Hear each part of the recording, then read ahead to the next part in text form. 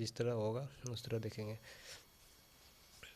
तो आप लोग वीडियो को पूरा देखिएगा, और अगर वीडियो पसंद आए तो वीडियो को लाइक करिएगा एंड चैनल को भी सब्सक्राइब कर लीजिएगा। चैनल को ज़रूर सब्सक्राइब कर लीजिएगा। चलिए आज हम लोग स्टार्ट करते हैं। सबसे पहला क्वेश्चन है इसमें, यदि समबाहु त्रिभुज की ऊंचाई 10√3 सेंटीमीटर है तो क्षेत्रफल क्या होगा। आप लोग जानते हैं कि समबाहु त्रिभुज जो होता है उसका ऊंचाई बराबर जो होता है h बराबर होता है √3/2 a होता है, √3/2 a होता है h बराबर। इसमें बोल रहा है कि दिया हुआ है, क्या दिया हुआ है, ऊंचाई दिया हुआ है, यानी कि √3/2 a दिया हुआ है कितना 10√3 दिया हुआ है। पूछ रहा है कि अब सबसे पहले हमको a निकालना है, तो इसको रूट में रूट काट दीजिए तो a बराबर हो जाएगा कितना 20, a बराबर 20 हो गया। अब a बराबर 20 हो गया तो समबाहु त्रिभुज के क्षेत्रफल निकालने के लिए एक फार्मूला होता है, वो क्या होता है, क्षेत्रफल बराबर होता है √3/4 a² यानी भुजा स्क्वायर।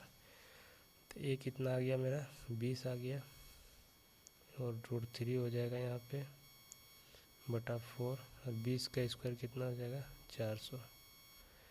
अब 4 से काट देंगे तो हो जाएगा 100 √3, यानी कि समबाहु त्रिभुज का क्षेत्रफल कितना निकल गया 100√3।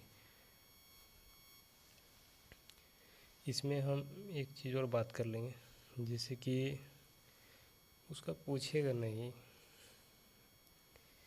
जैसे कि चलिए आगे देखते हैं उस तरह का क्वेश्चन इसमें पूछेगा या नहीं पूछेगा। जैसे कि ज्योमेट्री बोल रहा है, एसएससी जीडी में ज्योमेट्री नहीं पूछेगा, और वो क्वेश्चन है ज्योमेट्री का, तो ज्योमेट्री का है तो इसलिए उसको छोड़ देते हैं। अगला है 2 नंबर क्वेश्चन।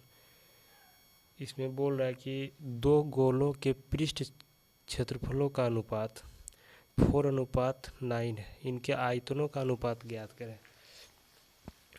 अब जानते हैं कि अगर यदि 2 गो दिया हुआ है गोला, उसका क्षेत्रफल का अनुपात दे दिया है, उसका वर्ग कर देंगे तो मेरा निकल जाएगा क्या, त्रिज्या निकल जाएगा। क्योंकि 4πr² होता है, तो पाए तो कट जाएगा, 4 तो कट जाएगा, तो इन्हें इधर ले लेंगे r1² तो उधर r2²। जैसे कि यहाँ पे दे दिया जाए, अगर 4π² मान लीजिए 4πr², और इधर ले लेते हैं 4π छोटी r² ले लेते हैं, तो ये 4 और 4 कट जाएगा, पाई कट जाएगा, तो r² बच जाता है। इसका वर्गमूल कर देंगे तो निकल जाएगा त्रिज्या। तो 4:9 का वर्गमूल कितना हो जाएगा 2:3। ये हो गया मेरा r, और ये हो गया छोटी r, या ये बड़ी r ये छोटी r मान रहे। तो अगर यदि स्क्वायर करते हैं तो क्षेत्रफल निकलता है, तो क्यूब कर देंगे तो आयतन निकल जाएगा। तो इसका क्यूब कर देंगे तो 2 का क्यूब अनुपात 3 का क्यूब, तो कितना आ रहा है 8:27, यानी कि ये मेरा हो गया आयतन। तो ये क्या हो गया आयतन का अनुपात। आयतन का अनुपात कितना हो गया सी हो जाएगा इसका आंसर। समझ गए। जैसे कि क्षेत्रफल निकालने के लिए स्क्वायर कर रहे हैं, तो क्यूब निकालने के लिए आयतन निकालने के लिए क्यूब कर देंगे, तो वही क्यूब कर दिए तो आंसर आ गया। अब देखते हैं नेक्स्ट क्वेश्चन को। जो इसमें पूछने वाला क्वेश्चन, ये पूछने लायक क्वेश्चन रहता है, उसी को हम बताते हैं। जैसे कि इस क्वेश्चन को देखिए, सबसे मस्त क्वेश्चन है। अगर यदि आप इस क्वेश्चन को समझ जाते हैं तो तुरंत बना दीजिए, अगर नहीं समझिएगा तो टाइम लग जाएगा। इसमें बोल रहा है एक नौकर को निश्चित दिनों के लिए काम पर रखा गया है, जिसके लिए उसे 3239 रुपये दिया जाना था। वह कुछ दिनों के लिए अनुपस्थित रहा एवं उसे केवल 2923 रुपये दिया गया है। उसकी अधिकतम दैनिक मजदूरी क्या थी। बोला गया कि अगर एक मजदूर को हम लाए, उसको बोल दिए कि आप ये पूरा काम कर दीजिएगा तो आपको कितना दे देंगे, 3239 रुपये। लेकिन वह कुछ दिन अनुपस्थित रहा, जिसके कारण उसे 2923 रुपये दे दिए। तो ये बताइए कि उसका डेली का वेतन कितना था, यानी प्रतिदिन दैनिक मजदूरी इसमें पूछ रहा है। तो उसको निकालने के लिए सबसे पहले अधिकतम पूछ रहा है, तो हम उसके लिए एकदम कोई चीज़ का निकालना है अधिकतम, तो HCF निकालते हैं। तो इन दोनों का HCF निकाल लेते हैं। HCF निकालने के लिए आप जानते हैं कि यहाँ पे छोटा वाला से बड़ा वाला में भाग देना पड़ता है, तो इसको भाग भी दे देते हैं हम। सबसे पहले एक बार में देंगे, एक बार में देंगे तो 2923 हो जाएगा। 9 में से 3 जाएगा 6, 3 में से 2 जाएगा 1, 12 में से 9 जाएगा 3, अब हो जाएगा 2923। यही तो बड़ा हो जाता है। अब इसको भाग देना है तो 8 से अगर यदि करते हैं तो 8 तिया 24, 9 से करते हैं 9 तिया 27 और 16 44, नहीं 9 से ही दे देते हैं। चलिए 9 से दे दिए, तो 6 9 54 का 4, बाकी बचल 1, 9 इकाई 9, अरे 6 9 54 का 4, बाकी बचल 5, 9 इकाई 9 और 5 9 5 14 का 4, बाकी बचल फिर कितना 1, 9 तिया 27 और 1 28, 28 हो गया। अब इसको घटा दीजिए, घटा देते हैं तो 3 में से 4 जाएगा, कितना हो जा रहा है 13 में से 4 जाएगा 9, यहाँ पे बच जा रहा है 1, 11 में से 4 जाएगा 7, यहाँ पे बच जा रहा है आपका 8 में से 8 जाएगा 0, कितना तो 79। अब 79 को 316 में भाग देना है, तो वो कितना हो रहा है 79 से 316 में भाग देना है तो कितना बार में कट जाएगा, 4 बार में। 4 बार में 9 चौक 7 चौक 28 और 9 चौक 36, यानी 280 और 36 216, यानी 4 बार में कट रहा है। 4 बार में पूरा पूरी भाग लग रहा है। इसका आंसर हो जाएगा कितना 79, यानी कि उसका अधिकतम दैनिक मजदूरी कितना था 79। अब हम लोग नेक्स्ट क्वेश्चन को देखते हैं। नेक्स्ट क्वेश्चन में क्या बोल रहा है इसको देखिएगा। देखिए, अगर यदि क्वेश्चन को आप एग्ज़ाम में इस तरह ज़रूर करिएगा कि एक बार में क्वेश्चन को नहीं बनाने लगिए, क्या ज़रूर 2 बार पढ़ने की कोशिश कीजिएगा, क्योंकि एक बार आप उसको गलत भी बना सकते हैं। तो अब हम लोग स्टार्ट करते हैं। इसको देखिए, ये परसेंटेज का क्वेश्चन है और ये क्वेश्चन बहुत मस्त है, आप इसको देखिए और बढ़िया क्वेश्चन है। तो इसका बोल रहा है कि ए की आय बी की आय का 40% है, और बोल रहा है बी की आय सी की आय से 24% अधिक है, तो सी की आय ए की आय से कितने प्रतिशत अधिक है। यहाँ पे सी की आय होता है, यहाँ आय नहीं लिखा हुआ है, इसको ध्यान दीजिएगा। चलिए, सबसे पहले बोल रहा है बी की आय सी की आय से कितना प्रतिशत अधिक है, तो 24% अधिक है। हम मान लेते हैं सी का आय मान लेते हैं हम कितना 1000 मान लेते हैं। 1000 मानेंगे तो 24% लिखने में आसान होगा, इसलिए हम 1000 माने। अब ए की बोल रहा है बी की आय सी की आय से 24% अधिक है, तो 24% अधिक है यानी 124, ये 100% बराबर है। तो 124% बराबर कितना हो जाएगा, यानी कि 1240। अब बोल रहा है कि ए की आय बी की आय का 40% है। अब 1240 ए की आय कितना है, 1240 का 40%, तो 2 को जीरो काट देंगे, कितना आ रहा है 496। ए की आय कितना हो गया 496। अब पूछ रहा है कि बी की एक नहीं ए की आय सी की आय से कितना प्रतिशत, नहीं सी की आय ए की आय से कितना प्रतिशत अधिक है। तो 1000 हो गया सी की आय और ए की आय हो गया 496, तो दोनों का अंतर कर ले तो कितना आ रहा है 504। 504 अधिक है ए की आय से, तो जिससे पूछ रहा है उसको भाग देंगे और प्रतिशत में निकाल देंगे। जब इसको प्रतिशत में निकालिएगा तो 101.6% आएगा। आप लोग करके देख लीजिए, क्योंकि इसमें गुना करना पड़ेगा, आप काटिएगा तो कट जाएगा आराम से। अब हम लोग नेक्स्ट क्वेश्चन नंबर 5 को देखते हैं।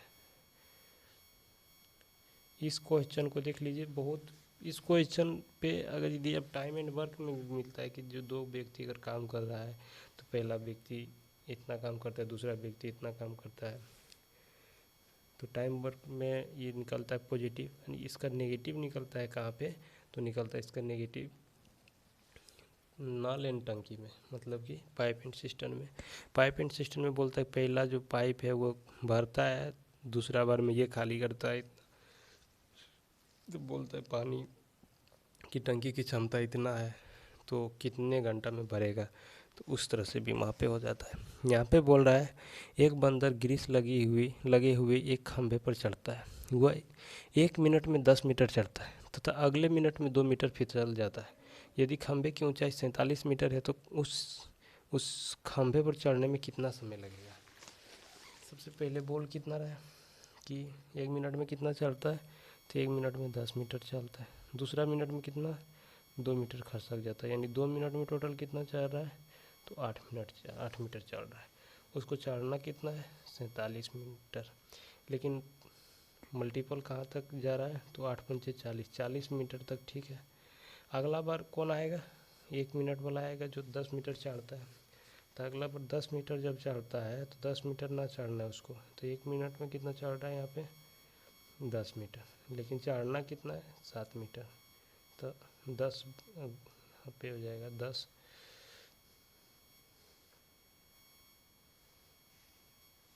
यहाँ पे हो जाएगा 10 मीटर, उसको चढ़ना कितना है 7 मीटर, चढ़ना 7 मीटर है, तो ये हो गया 7/10 मिनट टाइम लेगा, लेकिन इसको सेकेंड में चेंज कर देंगे तो रियल आ जाएगा 10 छक्का 60, यानी 6 बार में कट रहा है तो 6 सती 42 सेकेंड, यानी कितना मिनट में चल रहा है, तो 10 मिनट 42 सेकेंड में ये पूरा चढ़ जा रहा है। कैसे 8 पंचे 40, यानी 40 मीटर चढ़ने के लिए उसको 8 टाइम प्रयोग करना पड़ता है, तो एक टाइम बराबर कितना है 2 मिनट, नहीं 5 टाइम करना पड़ता है, तो एक टाइम बराबर कितना मिनट है 2 मिनट, तो 5 टाइम बराबर कितना हो जाएगा 10 मिनट, और 42 सेकेंड इधर लग रहा है उसको 7 मीटर चढ़ने में, तो 10 मिनट 42 सेकेंड हो जाएगा। तो इसका आंसर कौन हो जाएगा, आंसर नंबर डी हो जाएगा।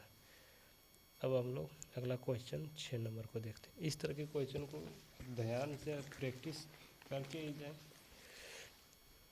अगला क्वेश्चन है 6 नंबर, इसमें बोल रहा है एक रेस को पूरा करने में बी को 4 मिनट लगता है जबकि ए को 3 मिनट 40 सेकेंड लगता है, तो ए बी को दौड़ में 60 मीटर की दूरी से हराता है।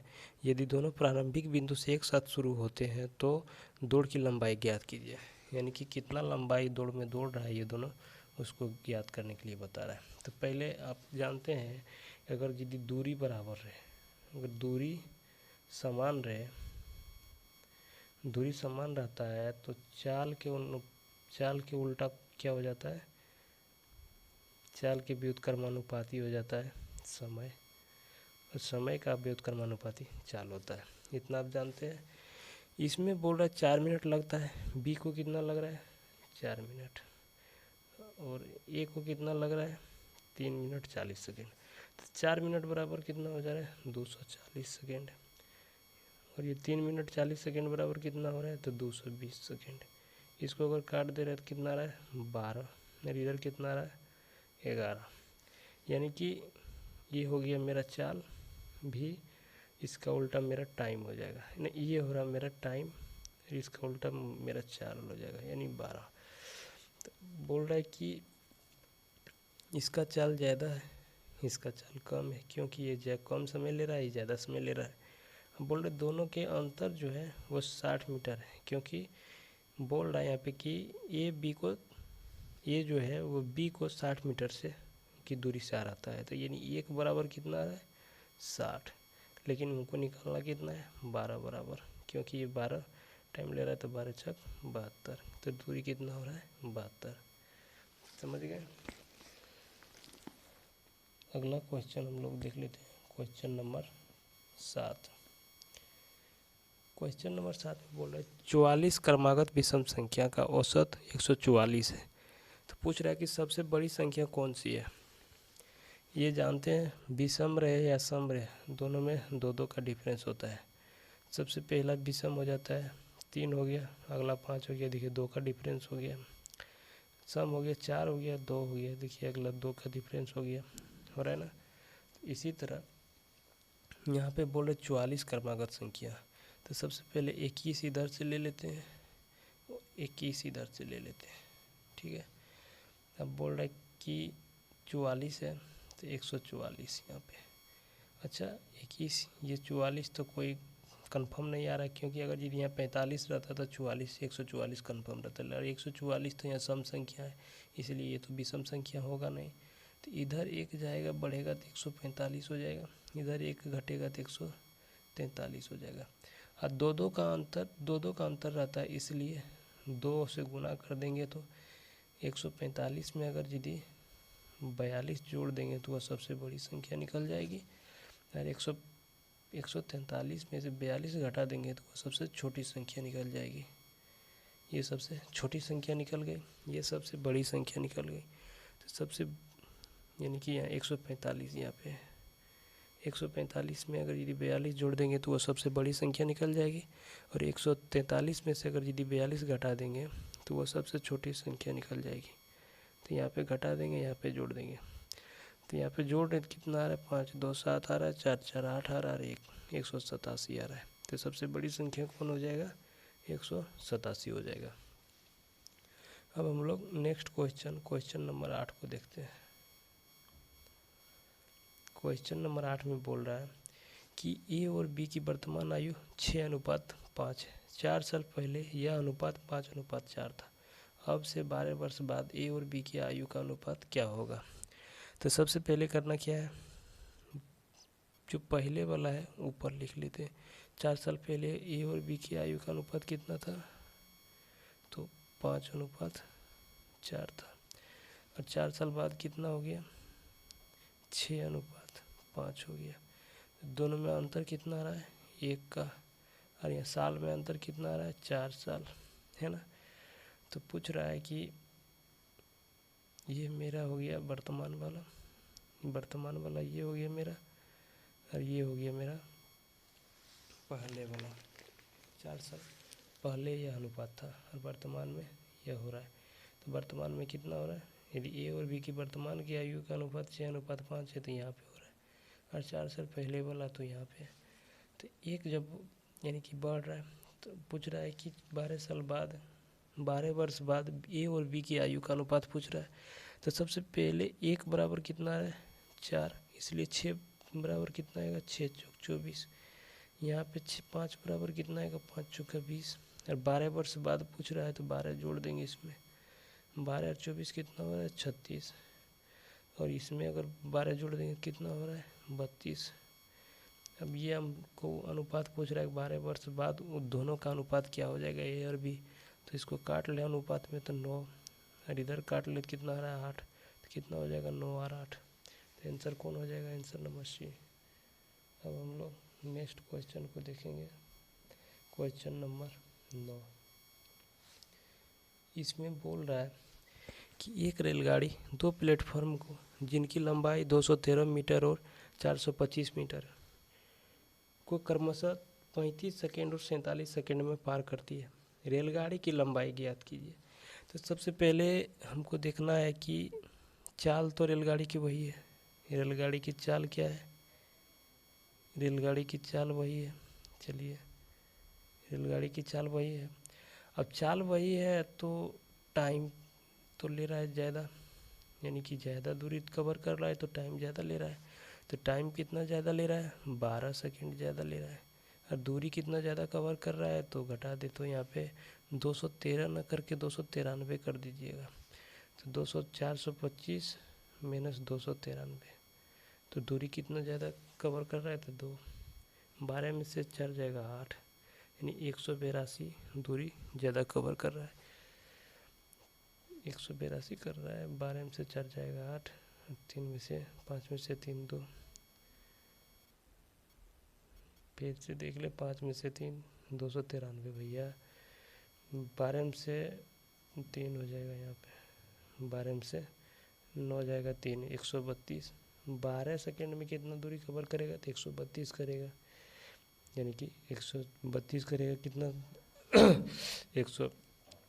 12 सेकेंड में 132 मीटर दूरी अधिक कवर कर रहा है। तो 1 सेकेंड में कितना करेगा? 11 मीटर। तो इसका चाल कितना हो गया? 11 मीटर पर सेकेंड। 11 मीटर पर सेकेंड इसका चाल हो गया। चलिए, तो हमें ये बताइए कि रेलगाड़ी की चाल कितना है, रेलगाड़ी की दूरी कितना है। तो रेलगाड़ी की दूरी निकालने के लिए सबसे पहले वो कितना दूरी कवर कर रहा है 11 सेकेंड में, तो 35 गुना 11 कर देते हैं। 35 दें 350 और 35 कितना हो जाएगा? 385। लेकिन अगर यदि उसका इसमें जो हो रहा है 213 मीटर की लंबाई प्लेटफॉर्म की ही कवर कर रहा था, तो जिसके कारण वो ट्रेन अपना खुद की लंबाई को यहाँ पे नहीं दिखाया था। लेकिन इतना जो 35 सेकंड ले रहा था उसमें वो अपना भी ट्रेन अपनी जितना लंबाई था उतना भी कवर कर रहा था। यानी कि ट्रेन की लंबाई प्लस प्लेटफॉर्म की लंबाई कितना हो रहा है मेरा? 385। और कितना सेकंड में कवर कर रहा था? 35 सेकंड में। तो 293 किया है प्लेटफॉर्म की लंबाई। तो इसको घटा दे तो 2 आ रहा है, 2 आ रहा है। तो 18 में से 9 यानी कि 92 मीटर लंबी ट्रेन है। समझ गए? समझे कि नहीं? तो देखिए, नहीं समझे तो सबसे पहला बात है, ये 35 सेकंड में कितना कवर कर रहा था जानते हैं? ट्रेन की लंबाई प्लस प्लेटफॉर्म की लंबाई। ये 47 सेकंड में कितना कवर कर रहा था जानते हैं? ट्रेन की लंबाई प्लस प्लेटफॉर्म की लंबाई। और इसका प्लेटफॉर्म की लंबाई कितना था? 213। और इसका प्लेटफॉर्म की लंबाई कितना था? 425। समझ गए आप? तो यहाँ पे ट्रेन की लंबाई तो बराबर ही था, कवर ज़्यादा कम कर रहा था दूरी को। 12 सेकंड में कवर कर रहा था 132। तो यहाँ चाल निकल गया। अब चाल निकल गया तो इसको चाल को अगर यदि 35 सेकंड में गुना कर देंगे तो टोटल दूरी कितना कवर कर रहा था वो निकल जा रहा है। तो कितना निकल गया? 385। और प्लेटफॉर्म की लंबाई कितना था? तो 293, यहाँ 93 होगा, 293।